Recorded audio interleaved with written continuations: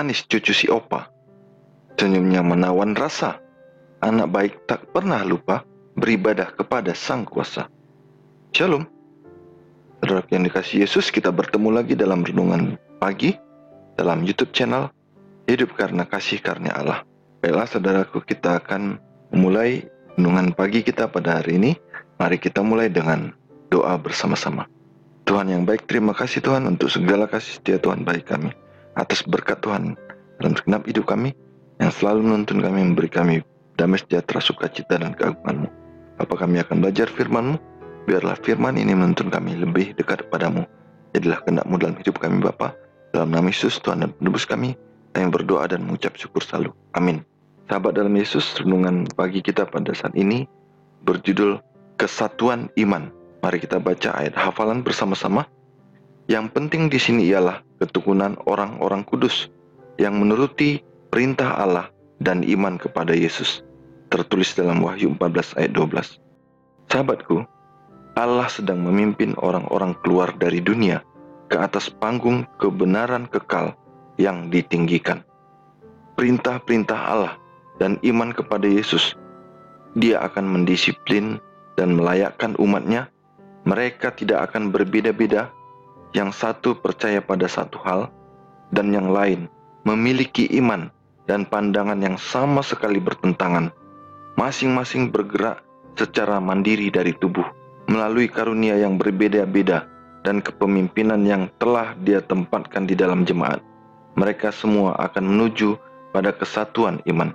Jika seseorang mengambil pandangannya tentang kebenaran Alkitab tanpa memperhatikan pendapat saudara-saudaranya dan membenarkan tindakannya, mengatakan bahwa dia memiliki hak atas pandangannya sendiri dan kemudian memaksakannya kepada orang lain, bagaimanakah dia dapat memenuhi doa Kristus? Dan jika yang lain-lain lagi muncul, masing-masing mempertahankan haknya untuk percaya dan berbicara apa yang dia sukai tanpa mengacu pada iman dari tubuh, di manakah akan ada keharmonisan antara Kristus dan Bapanya, dan yang Kristus doakan agar terdapat di antara saudara-saudaranya. Allah sedang memimpin satu umat dan membangun mereka di atas satu landasan iman yang agung. Perintah-perintah Allah dan kesaksian Yesus. Dia telah memberikan kepada umatnya rantai yang langsung kepada kebenaran Alkitab, jelas dan terhubung. Kebenaran ini berasal dari surga dan telah dicari sebagai harta yang tersembunyi. Ini telah digali melalui pencarian yang cermat terhadap kitab suci dan melalui banyak doa. Kini hati Allah sangat merindukan anak-anak duniawinya dengan kasih yang lebih dalam dan kelembutan yang penuh kasih sayang. Tidak perlu ada waktu ketika Tuhan sudah siap dan menunggu untuk berbuat lebih banyak untuk umatnya daripada sekarang. Dan Dia akan menginstruksikan dan menyelamatkan semua yang memilih untuk diselamatkan dengan caranya yang sudah ditentukan. Mereka yang rohaniwan dapat membedakan hal-hal rohani dan melihat bukti kehadiran dan karya Allah di mana-mana. Iblis dengan strategi yang terampil dan muslihat jahatnya memimpin orang tua pertama kita dari Taman Eden dari ketidakbersalahan dan kesucian mereka ke dalam dosa dan kesengsaraan yang tak terkatakan. Dia belum berhenti menghancurkan. Semua kekuatan yang dia miliki digunakannya dengan tekun pada hari-hari terakhir ini untuk memperdaya jiwa-jiwa yang jatuh. Tetapi untuk diselamatkan, Anda harus menerima kuk Kristus dan menanggung kuk yang telah Anda buat ke leher Anda. Kemenangan yang diperoleh Yesus di padang gurun adalah janji kepada Anda tentang kemenangan yang mungkin Anda peroleh melalui namanya. Satu-satunya harapan dan keselamatan Anda adalah mengalahkan sama seperti Kristus telah mengalahkan dosa. Renungan pagi kita pada pagi ini dikutip dari buku Testimonies for the Church jilid 3 halaman 446, 447, 455 sampai 457. Sahabat dalam Yesus, ketekunan dan nurut perintah Allah dalam iman kepada Yesus adalah satu hal yang penting.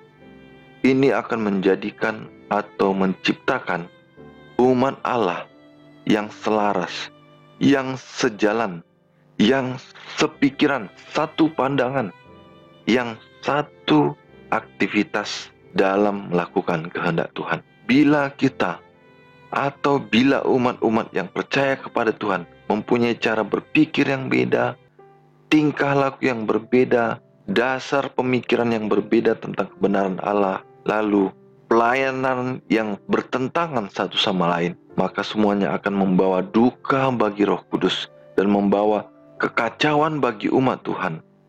Masing-masing akan mengambil jalannya sendiri dan membuat Kristus berduka karena keharmonisan akan hilang dari kehidupan umat Kristen tersebut.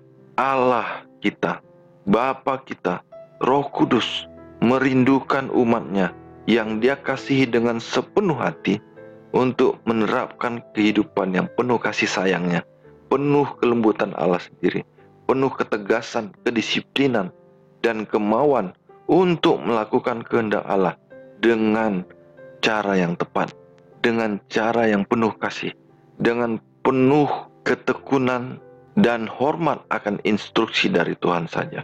Saudaraku yang dikasihi Yesus, iblis tidak akan pernah melepaskan kita umatnya dari usahanya menghancurkan kita. Tetapi kita harus percaya bagaimana cara iblis menghancurkan manusia pertama yang jatuh ke dalam dosa. Yesus sendiri sudah menghancurkan iblis tersebut sebagai manusia yang membawa keselamatan.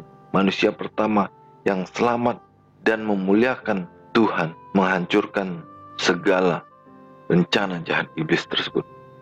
Biarlah kita semakin kuat dalam iman percaya kita. Jangan pernah, saudaraku, untuk merasa lemah di hadapan iblis.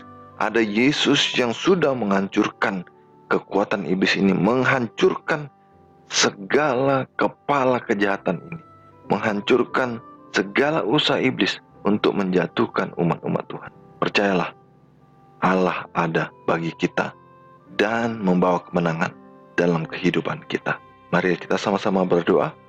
Tuhan yang baik, terima kasih Tuhan untuk firman Tuhan yang mengajarkan kami, mengingatkan kami supaya kami tidak mengambil jalan kami masing-masing, supaya kami seia sekata dalam kebenaran Tuhan, supaya kami satu pandangan untuk menyampaikan kabar Injil, kemuliaan dan kasih karunia Tuhan.